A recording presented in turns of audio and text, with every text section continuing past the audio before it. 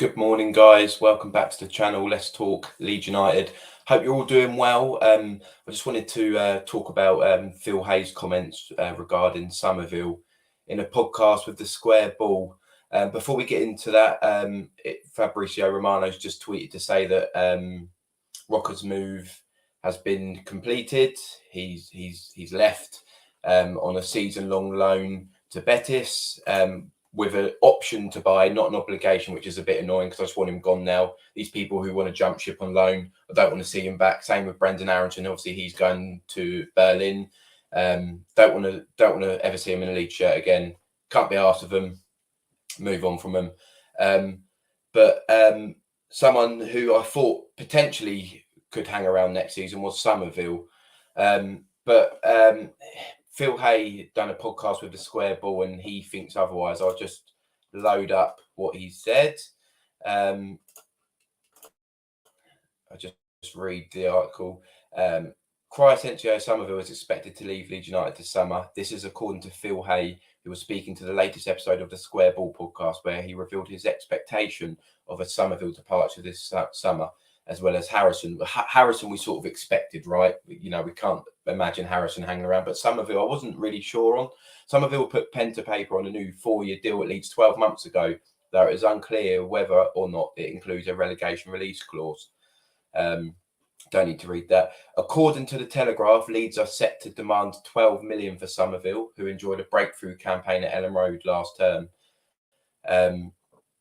He said they probably have largely what they already need out wide. I think Summerville will leave. I think the odds probably say that Harrison will get an offer that Leeds had to take at some point.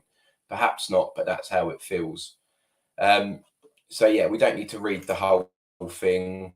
So basically, what he's saying is that, you know, he's expecting Summerville to depart. Obviously, he was questioned about it during the Euros at Summerville, and he sort of played it off a bit and he didn't really answer it, which is good. It's, you know, for a young lad, that's a high level of professionalism, isn't it? If he's, you know, not going to publicly say what's going on. But it's a bit disappointing to read that Phil Hayes expecting him to leave, because part of me thought that Summerville could stay.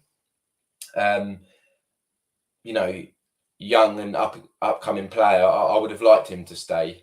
Although there is a scenario where Summerville stays and still doesn't start on the wing. Obviously, we're gonna, by looks of it, Ruta's going to have a big part to play under Daniel Farker, who prefers him out wide anyway.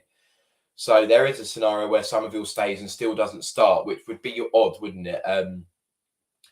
You know, depending on whether we keep Nonto or not, and obviously Harrison is expected to leave as well. And then we've got Sinistera, so it could be the same where Summerville does stay and doesn't start. So it's a bit baffling, but yeah, 12 million.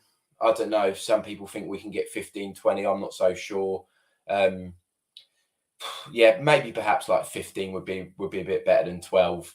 I feel like, you know, clubs these days pay for potential more than anything, more than just like how they're doing at the moment or what season they've had just gone. That they pay for the future. And Summerville's only, what is he, 20, 21? He's got a massive future ahead of him. So yeah, maybe we should be getting 15, 20.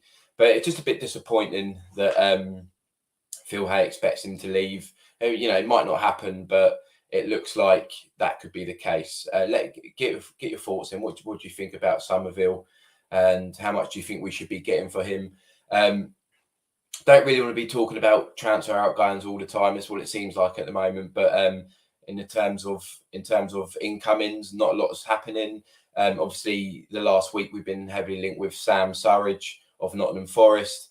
Not for me. I just, not saying he's a bad player. You know, people take things the wrong way. If you say, "Oh, I don't want him," I done a tweet and I was like, I just don't want him. Big fat no from me, or something along those lines. And the amount of Forest fans are like, "Oh, he's, you know, he's too good to play for you lot anyway." It's like, well, I'm not saying he's a bad player. Like, I'm not saying he's a bad player. I'm just saying I don't want Leeds to sign him. He's too similar to Patrick Bamford. Most of his game's about hard work, pressing, holding up the ball, and, you know, I appreciate every team needs a player like that, but we've got that in Bamford already. And is he better than Bamford? Bamford isn't great, but is he better than Bamford? I don't know if there's enough evidence to suggest that he is. So I just want Leeds to sign an out and out 25 goal a season goal scorer. You know, not someone who's going to bust a bollock but not score many. Like, his record in the Championship isn't great. Bit of context to that, he has had a lot of substitute appearances, but I think it's roughly scores 1 in 8 or 9 games or 7 games, something along that. But it's nothing prolific. 2.2 million was a reported fee, which isn't too bad. Like, if it did happen, I'm not going to be like, oh, God's sake. Like, you know, I'd just be like, okay, cool. I won't be over the moon. I won't be like annoyed, but I'd rather Leeds just go and get Perot, someone who's going to score 20, 25 goals and make a real big statement.